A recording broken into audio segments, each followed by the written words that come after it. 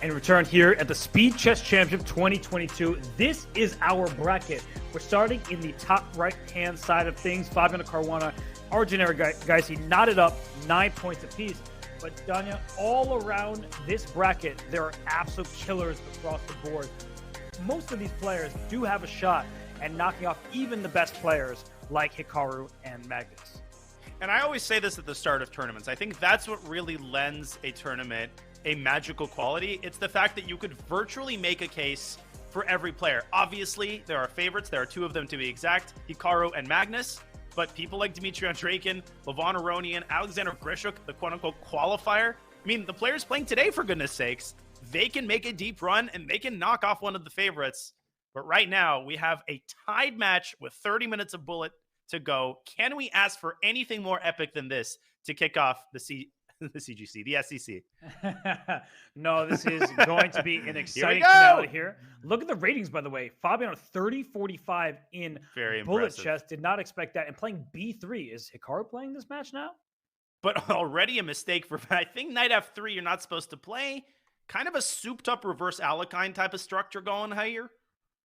I think that Fabi's going to do what Fabi wants to do. He says, I don't care what you say, Danya. I'm going to handle this D3. That goes without saying. Hey, this doesn't look so bad for I don't care what you White. say, Robert, either. So I don't care what I say. That? I agree with you, but I think the E4 pawn is a target. This control of the center is nice for White, and Black does need to play Bishop D7, Knight C6, and then challenge the White Knight on D4. Yeah, I mean, this knight is incredibly strong. The bishop on B2 lies in wait, waiting for an opportunity once the knights move away. And A3, very careful move by Fabi, restricting the mobility of Black's knight. It's just sort of a normal, complicated middle game. I would definitely choose White here at this point, though. Yes, and Rook D1. This is actually starting to remind me of the game between Dingley Ren with White against Timur Rajaba from the candidates, where things started to look normal, but then White's king is in the center, and Black just strikes on the queen side with his A5 move, and he gives up B4. That is a nasty little move. There was really no way around that. If he had taken on A5, he would have lost the pawn on A3, and then he would have ended up having to give up his bishop on top of losing one of the queenside pawns. Do not take on B7. Rook B8 will win the bishop on B2. Literally saying the same thing. Yeah. So Fabi's just playing as if he's equal material, but he is down a pawn. Arjun is obsessed with pushing the H-pawn in like every position. Hey, he's a player of this generation, just pushing the H-pawn Alpha Zero style. There he goes again. But Fabi asked for it with G3. I don't know if that was a necessary move. And he goes Knight C2, so he's retreating. I thought he was going to go Knight B5, start trading off pieces. Okay, you should think about taking B7, but still there was Rook B8 trapping the queen. Now the knight, where is it going exactly? Okay, whoa. Bishop C. What's happening here? Just trade everything? And I would shove that pawn down to H3 to create the preconditions for a back rank mate. So important in bullet, Robert, to create these tactical precursors so that you benefit in the event of a time scramble, so that you just get more lucky later on. You and called he does it. just that. Right, now all these trades, Black has an extra pawn. Knight G5 to F3. Ooh, and the other knight can come in. Oh, exactly. Yeah, Knight G5, Knight F3 is curtains. And if Knight E4, Knight H2, King G1, Knight F3 check is a fork. So, great calculation. Down goes everything. Yep. And Rook A1, Knight G4, H2. I think Knight G4 was a little bit sloppy, but this should still be a pretty easy win. Oh, good move, King F3, though. Oh, maybe not. Yeah, King comes back to G2, defends everything. I mean, all Arjun had to do was put his own rook on the first rank, Robert, and then Fabi would have had no way to stop the pawn. Now, the scene has shifted. Right. Bring that knight. Where's the knight going? Where? Though? Knight C4, B5. And then F3. I don't think you're in time, but that's what I'm looking at. Is it F3? Wait, F3, what? F3 and then still B5? But take B5. on G4. But then, I thought Rook D2 there. Oh, wait he's a giving second. up the pawn? White's not even worse anymore. Arjun panicking here. He's still better, though. Look at White's king. Knight H5. Hunting. And Rook D7's coming. And where's that Black king going? Yeah, who's hunting whom? King F. There's mate threats galore. Okay, take on G5, take on E5, so you can't win a piece. Oh, Knight F3. No, the knight takes F3 and Rook E2. And he went the wrong way. He should have went King F2, I think. He's going queen side over here. I can't even say the words. 1 second. Fabi's escaped. King C1. Will we see a draw? Or will we see a checkmate? It's a draw. No, Fabi going for it. No, he's not. What a game! We're still tied here in the SEC. The first matchup of this year's event. It is 9F, 9F. We get back to the English, a reverse Sicilian, in fact. And for Fabiano Caruana, I mean, he actually had the lead on the clock down the stretch. That will be important for him. But look at Arjun go down. He's at more time than he started with. Yeah, but those were two big misses by Arjun. The last game of the 3-minute portion, and that last game, he was totally winning. He was one move away from just ending the game outright.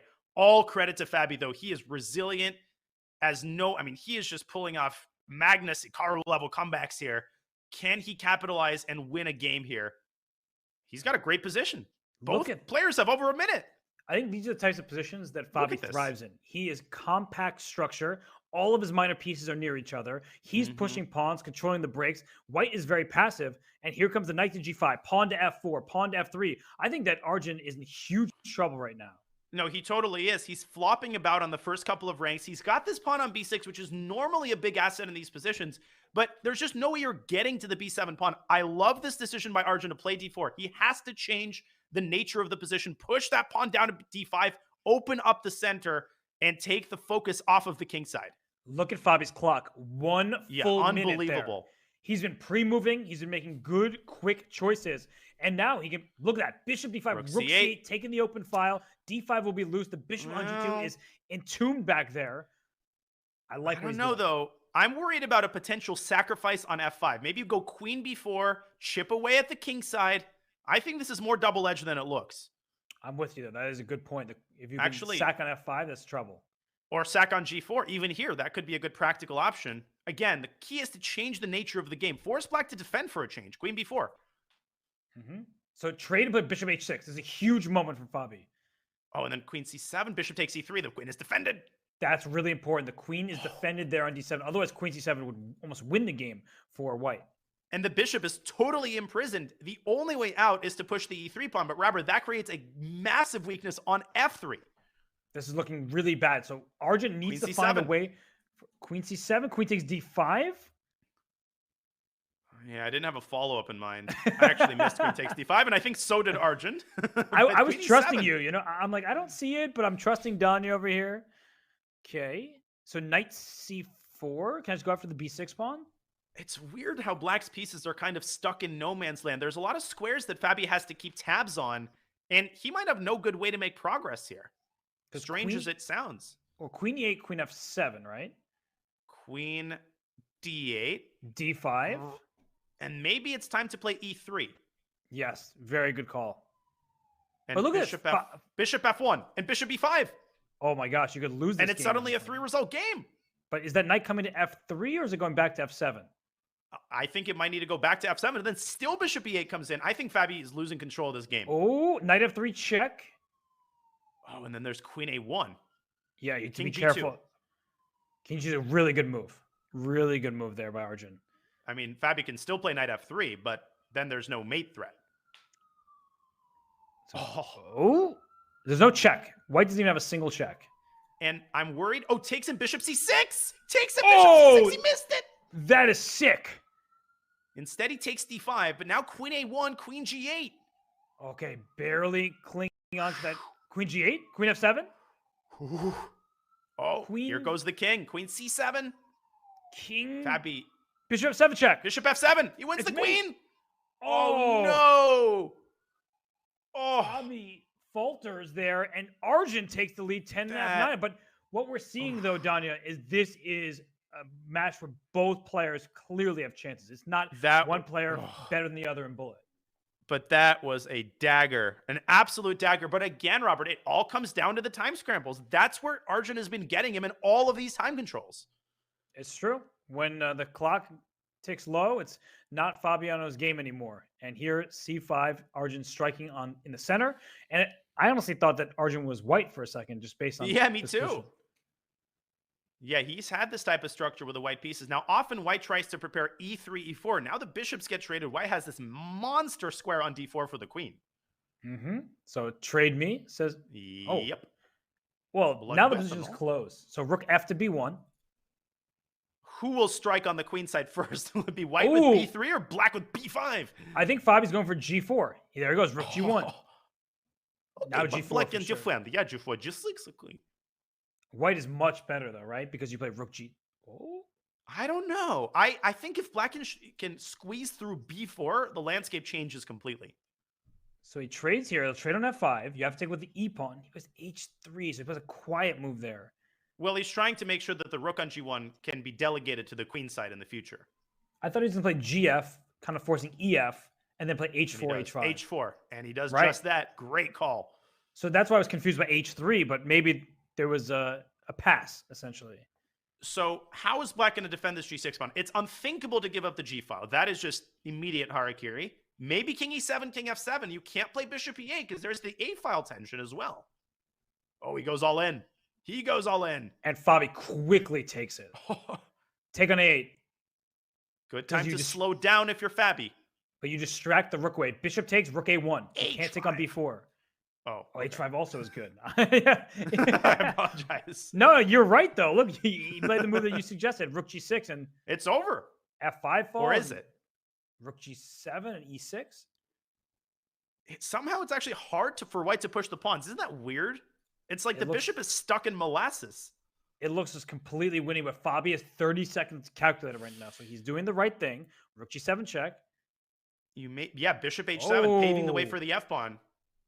I like that a lot. It's what Aman said all of the CGC. Like, he was, when you have a bishop, move the pawns to the opposite color. Yep. f5, f6. Yeah, goodbye. And you can give up the bishop for the c-pawn. I mean, look at black's bishop. What bishop? Yeah, exactly. Good one. f7, goodbye. Rook g6 to f6. To smithereens that game. These two cannot distance themselves from each other. They want tie breaks. Get a room already. I mean, this is crazy. Well, everybody should stay right here because this match is knotted up 10.5 apiece. Neither side can break free from the other. And we see what looks like a French defense from Fabi over here. Very quiet opening, but he does have the bishop pair. And once again, Arjun plays h4. Yeah, I mean, no, it's an addiction. And Fabi says, hey, give me a piece of that too. He plays a5. And c4. Now, yeah, this is dubious for black. Very passive construction there for Fabi. It's passive, that's true. But at some point, c5 will be available for black. And he plays it immediately. I was worried about d5 while the king is still in the center. I also agree that d5 looks scary, but maybe d5 he'll just castle kingside and say, let's open this position up for my bishops. Oh, he goes e5, establishing a stronghold on d6. Obviously, that is defended by the black dark squared bishop.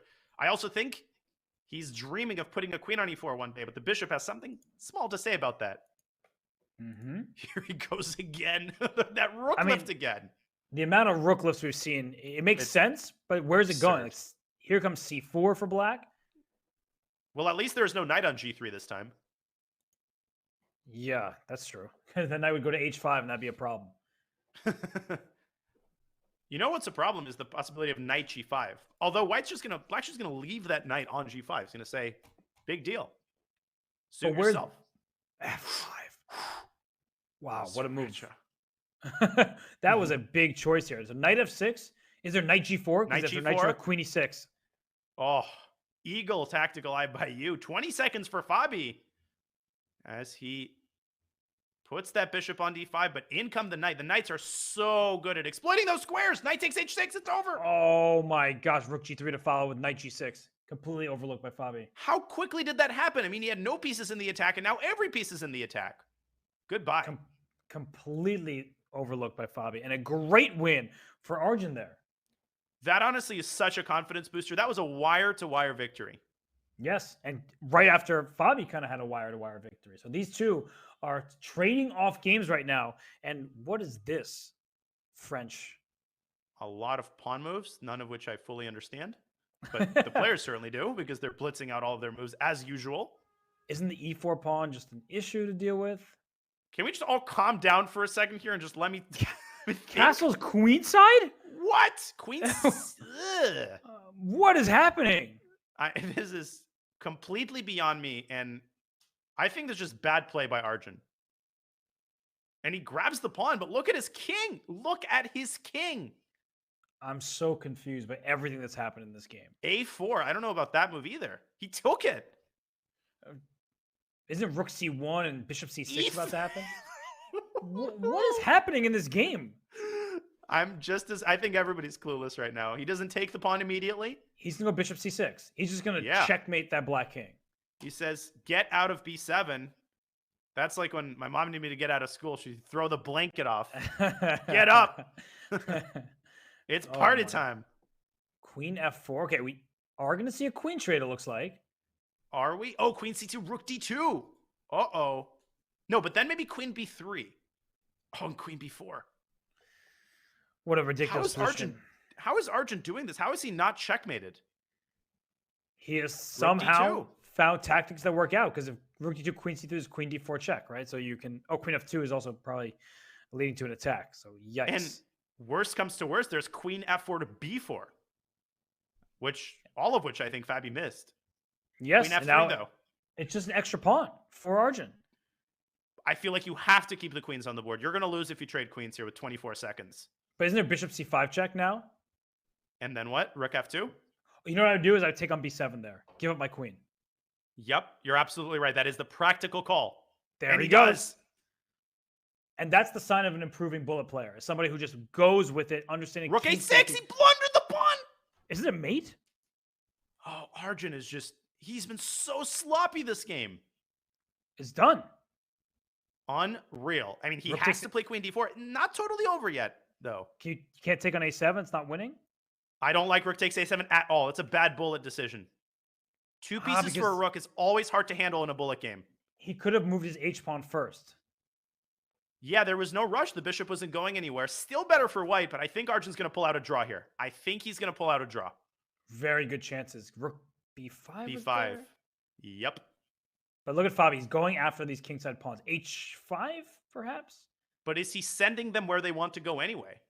Yeah, if he goes h5, g5, g4, g3. Oh. But he finds g5. And king h2. Interesting try. It's a 3-result game now. It's a 3-result game. But no, but f3, knight takes g4 is huge. Oh, and rook g2, king h3. Yeah, you have the outside path. Whoa! Whoa. Oh, it's winning, though. There goes the h-pawn. Pawn is too fast. It's too fast. Black's going to stop the pawn with his rook. But here comes the king. But the king is cut off. Look at that. King g5 and then h7. Rook g8? No, h7. king f6. h7 here. The presence of the g2 pawn is so important. Arjun trying everything he can. And Fabi let him go. He let him get his pawn to e4. And how is he going to draw this, though? Move! Move! Oh, he's 1.4 seconds. Queen me. Oh, no, he's allowed promotion. Rook b8. In no time. It was still a draw after rook b8. Because he goes rook b8, rook b7, right after bishop g8. And the thing is, Robert, if Fabi promoted there, black takes and get his king to g3 and then uses the e-pawn to distract the white bishop, unmooring it from the pawn. It's a classic mechanism, but he had about a millisecond to figure it out. And this match is just an epic. 11.5, 11.5. We still have 12 plus minutes remaining in the bullet here. Look at this. Fabi saying, I'll play the French myself. You've been doing well with it, Arjun. Let's go. Whoa, okay, just play king b1? Are you serious? Oh, and the point is that after hg knight g5, there's no fork on f4. There's no fork on f4. My... Great response, though, by Fabi. Going knight b4, let's get that bishop off the board. But king b1, that is a stellar tactical move by Arjun. Speed belts. Speed belts, ladies and gentlemen. Make sure they're tightly fastened across your lap. We've got 12 minutes on the nose. Oh, bishop a6. Watch out for that. Yep, that's coming. So knight takes d5? No, bishop a6. Mm-hmm. Or queen f5 check would have been sufficient. Forget I said anything. Okay, I will try my best. Everything defended in black's position just looks good for black. Yeah, 2 bishops. Solid game. Mm-hmm. Knight coming to f6 now, potentially. Maybe b5, b4. That's a pretty committal sequence, but he plays it. Knight b6 as well? Yep. Now, Fabi is totally in control here thus far in this game. Yeah, he's playing a great game. Knight c1, Arjun kind of floundering around. The e6 pawn is a weakness. You got to keep tabs on it. Whoa. He says, because knight e4. Trade in knight e4. And the rook gets trapped in e6 as well. What positional acumen with no time? I mean, how do you find this in a bullet game? Just the sense of where the pieces belong is amazing. He's just better at bullet than anybody gives him credit for. Oh, totally. Even himself. I think he would be harsher about his own bullet than anybody. I thought he could have taken on d2 and traveled to c2 with his queen, but instead he tries to keep the knight on the board, maneuver it to d3. Rook c2, there's knight d4. Okay, can't get away with that. He wants to provoke more weaknesses on the queen side. Why not? Okay, oh my gosh, ba or this b3? So scary. This looks so scary for the white king. Maybe rook b3 should be tried, shaking the black pieces off of their incredible posts. Goes queen c7. Watch out for queen c3 check. Queen c3. Oh, he put bishop b2. Bishop b2. He's holding on. Bishop c4. Patient move by Fabi. Yeah, here comes queen a5 and rook a8. Rook a8 is devastating. Oh, and queen e5 also hanging. And rook a8 is going to follow next. Oh, he plays queen d6. Any second now. Literally. He's up. Look how much time he has. No, it's crazy. It's over. Pawn on a2 cannot be defended. Queen a3. It is impossible to defend this with 5 seconds on your clock. Even if there were a defense, you're not saving this game if you're Arjun. Although we've seen Arjun pull out some crazy comebacks. He's somehow still kicking, Robert. How is he doing this? I don't 14 know. seconds. Knight c1. Still in the game. Unbelievable defense by Arjun right now. Regardless of how knight the game ends. Knight d3. Oh, here comes the knight. Pawn d4, no. maybe? Back to b4. Look at how the bishop is back and forth it goes, covering all the squares. Knight. Arthur's going to knight f4. He wants knight d4. Wow, Arjun a3. What a move. He's doing better than he was like 5 moves ago by a lot. But here comes the rook to e2. It goes. Oh, this is amazing. Bishop a6. Oh, a4 is such a4. Such a dangerous king h7. move. It's truce time. Queen e3 coming in. Rook takes g2. Just take some pawns, Fabi. He does. And queen c6. Oh, queen trade. He forced the queen trade. Oh my gosh. No, bishop f3. Bishop f3. Blunders. He wasn't even losing, and then he blundered it on the spot. At the last possible hurdle. And bishop Robert. e2. Wait up. Nope, he got it. Yeah. Should be a win. And he resigns. And Fabi is up by 1. What a turn of events there. This is absolutely crazy. And I just want to remind everybody, because they keep taking a 1-game lead and going back to even. If this ends in a tie, we'll have 4 games of 1+1 bullet. And if that's still tied, we get to Armageddon with bidding. So this is crazy stuff. Fabi up 12.5, 11.5. And now we're getting a Benoni of all openings. And so important for Arjun not to panic. I mean, he can hypothetically even afford to lose another game. He shouldn't blow this up in his mind to be a must-win game. He just needs to play solid. He needs to play the position. And he's not doing that. His position is terrible. I think Fabi could strike with e5 here, just smash through in the center at some point. He's just putting his bishop on f5, saying, can't touch this. And but the this knight is so ugly. Knight d1, e3, and then over to c4, g4. This is just positionally lost. Can't touch this, and the knight is just going to hammer it home when it gets to c4. Oh, but he blunders knight takes d5. I'm so proud of my reference. He does. Still bad for black, though. That tells you a lot about how bad the position was. It was a good reference, though, by the way. Just let you know. Thank you.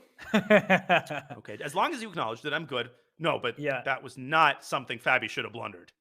No, not at all. And now black is right back in this game. And watch out for like knight h5 at some moment. The f6 square is vulnerable. Knight f5 as well. So all of these light squares are whites for the taking. So queen f6 is met by knight h5.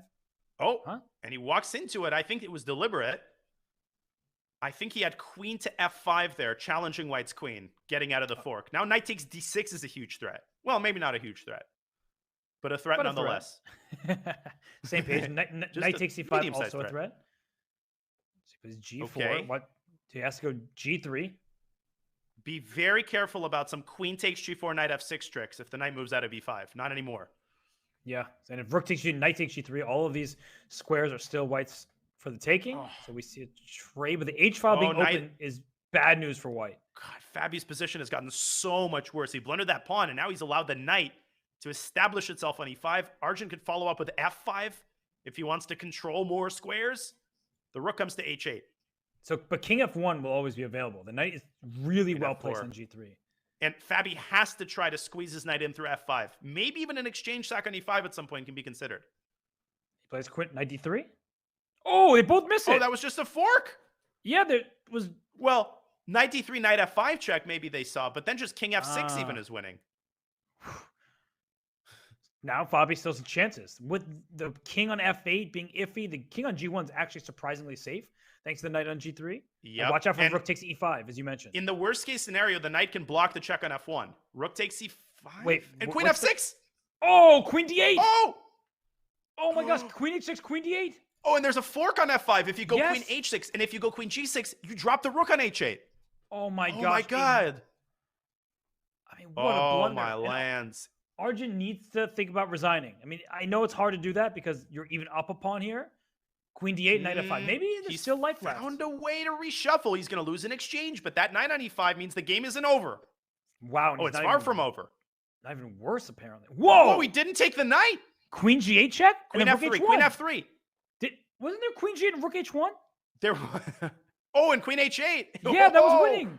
Oh, but that was an incredible tactic. Knight f3, and now black is winning, I think. Or is he? Oh my gosh. Get out of here. Get out of here. Queen f7, king h6. Queen f1. No. Oh, sorry. It was check. Sorry. Wait, but the king, queen e7, queen e7. E1. You blundered the knight. Oh my it's gosh. Still winning. Is it? There's so many checks, right? No, but it's got to be winning. I'm so confused by this game. King f3 is king good. Now, black has to be very careful not to get mated, not to blunder a queen, but he just takes on f2. And the match is going to be tied again. G3. Queen G1. Queen h5. Well, queen G1 was checkmate in 1, but okay, this is... When you see mate in 1, look for mate in 2. That's what we just learned. But it is a tied match. Yeah, I thought that it was resignable. And then all of a sudden... It was. Arjun wins. That's the nature of bullet for you. That's the nature of this match, ladies and gentlemen. It is tied with 4 minutes left. The tension continues to escalate. How nervous must the players be? What must their hearts be beating at right now? I'm nervous. I mean, this has been just such an up and down match. It has been absurd. And right out, Fabiano's position is extremely solid. He has more time than he started with. He should be feeling pretty decent about this game. Risk management is very important here. I think Fabio should try to play solid, and he is. And he's gotten exactly what he wants to get in a bullet game. Bishop pair, no weaknesses. This does look very drawish. I think it would end in a draw in a blitz game, but I think draw is out of their vocabulary in the bullet segment. We've had only one draw, if I'm not mistaken, in the bullet. So they keep trading off victories. F5, good move from Fabiano. There could be G5 in the near future. But H4? H4, Queen G7. G7? There could be an exchange sack on E7, though. That's exactly right. H4, Queen G7. Actually, white needs to be very careful to avoid just like flat out losing a piece here. Right. That's why I'm already looking at the exchange sack on E7, though. Jeez. H4, Queen G7, Rook takes E7, and so on. Okay, Knight B3. What a calm move by Arjun, paving the way for the bishop to drop back, but not a move you play with a, with a smile on your face. No, and Fabi, because he was moving so quickly, he has the time to use right now, spending almost 20 seconds, as did Arjun, on that move, Rook E8, just defending the bishop, offering some trade soon with Bishop F6. Okay, bishop drops back to D7, covering the E6 square. H4 is still on the horizon. Instead, he drops it is back. F4. No, I'm starting to like this for black. You just have a bishop pair with no compensation for white. Just a slightly better position, no risk. Trade queens. But we know how strong knights are in bullet games. That sounds like a very primitive point, but where there is a knight in the center, there are forks and there are tactics. And Fabi doing a great job of restricting the knight's mobility, covering the B5 square. And just protecting the F5 pawn. Ooh, bishop C3. Wait a second. Knight F3, maybe? What you don't want is this dark square bishop trade. That's why Fabi goes back to F8. Uh-oh. Now, the good news for Fabi is that the check on H8 is innocuous for the time being. It's just one check. I'd play King F7 at some point. Queen D5, Queen D7. He goes back. I thought Queen D5 was a good practical chance. But this is starting to look good. The bishop on C6 has great scope. F4. Uh-oh. The knight getting pushed around. Queen E4, this F3. That's huge for white. Striking at every side of the board. Fabi going for the queen trade. Love that decision. Risk management. Very smart. Very, very smart move. Risk management, but this obviously gives Arjun decent chances to draw. In fact, I think he should hold if he doesn't blunder. If he does nothing, essentially. Just go bishop move back and forth. Another good move by Fabi, fixing his pawn. Oh, bishop G7! He blundered! I just said don't do anything. I Bishop know, he E8. forgot his bishop was defended. Now he's losing his pawns. Oh my gosh. With 1 minute to play, if he loses this game, he will have to win on demand. The next game's going to be the last. And that's He's why resigned. he resigned. Because there's still 50 seconds. This will be the final game. And if Fabiano looked at the match clock, he might play something a little bit simplistic. No tactics. He is doing just that. That's exactly what he's doing. All Fabi needs is a draw. A draw wins the match for Fabi. This is going to be the last game of the match. Here we go. Here we go. B4, he's pushing his pawns forward. That's the thing, right? You can't just do nothing. You do have to play some normal decisions. But already, I feel like for Arjun, he's all his pieces on the king side. He'll move his knight to play F5. He'll just start advancing on that flank. But Robert, E4, that gave up so many squares on the queen side. I didn't think he should have rushed with that move. I get what he's doing, though. I think he's in trouble. Look at the A file opening up, and the rook land on A7. The C6 squares whites for the taking, and I just don't see an attack. Oh, and rook A7, driving the rook in, and knight C6. He takes on E4. He's the rook is distracted away. No, and look at Fabi's clock. Look at Fabi's clock. He's feeling it. He understands. He's absolutely feeling it. He understands, the match strategy at this point, right? He's just playing quiet, good chess, and Arjun has to take the risk, and now Arjun is down a pawn. He has no attack whatsoever. Knight C6 at any moment forces more pieces off. No, this is not one of those lost positions. I mean, Black has 0 piece activity. His only chance, I think, maybe go G5, G4. You're praying for a blunder at this point from Fabi. Yeah, G5, G4. Doesn't look like it gets you anywhere, realistically speaking. And so just I like that move, though. Open up the center. Mm-hmm. Oh, was that mouse slip? Probably. Was that a mouse slip? Because I guess Queen D5, there was Rook takes C7. So maybe it actually wasn't a mouse slip. Dude, Fabi is playing with the quality of a classical game. He's literally playing the best moves. Yeah, it is a great showing from him. The only good news for Arjun right now is the position is locked up, which means that, H4 is also just dropping. So there is no good news. 3 pawns down is Arjun Erigaisi. He still can't play G5 because there was a fork on F5. And look at how the rooks are defending each other nicely. But look at these, back to F1. Those knights in the dark squares for Arjun. The C7 pawn's hanging. And maybe, it wasn't hanging. The rook on A1 was loose. Okay, check on B2. Another devastating weakness provoked. If the knight lands on E6, you can resign immediately. Okay, but D5 is now threatened. God, kudos to Arjun for keeping pieces on the board somehow. There goes the pawn. It's 2 extra pawns for white, but somehow it doesn't quite feel like that. Rook takes C7. Rook takes C7. It's game over. That's the match. Game ending. There it is. Fabiano Caruana finds it. He knows it's over, and he is going to move on to the round of 8. The quarterfinals will await him. There it is. Woo. Oh, my gosh. Arjun Erigaisi, I mean, he put up a great fight in this match, but Fabiano Caruana, with his back against the wall, he takes it home in bullet, Danya. That was amazing. I mean, I am so impressed at his composure, his speed, his quality of play. That was an absolutely epic opening match. Arjun, he's got to keep his head up high, but he allowed that 4-point streak early in the match. That set the tone. It was all Fabi in the bullet. What a match. Seriously, that was epic stuff. First, it was Arjun in the 5+1. Then it was Fabi in 3+1. And then it was a toss-up. But when all is said and done, Fabiano Caruana, he wins this match by 2 points. He moves on to face the winner of Magnus Carlsen and Gukesh. So in all likelihood, that will be Carlsen, and we'll see a rematch of the 2018 World Chess Championship, which is decided in rapid. So, Danya, that is exciting stuff for the Fabiano Caruana fans around the world. Listen, we just got courtside seats to yet another amazing SEC match. There's just magic in the air anytime it's SEC season, and Fabiano Caruana again and again proving that he needs to be considered among the best bullet players in the world. Stop with the narrative that Fabiano isn't good at bullet, he isn't good at blitz, because he's disproven it again and again over the last couple of years, and this is just another case in point.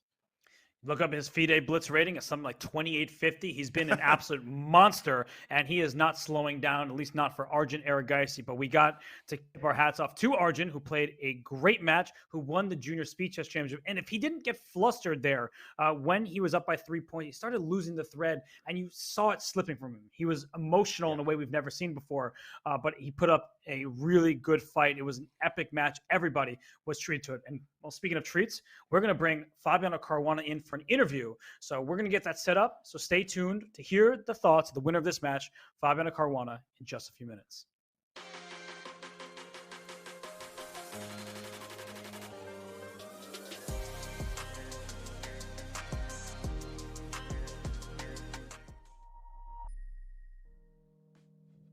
You know, historically in Third Ward, you would have more formal places for folks to get together, corner stores, cafes, but you know, through the history of the neighborhood, you had a lot of disinvestment over the years.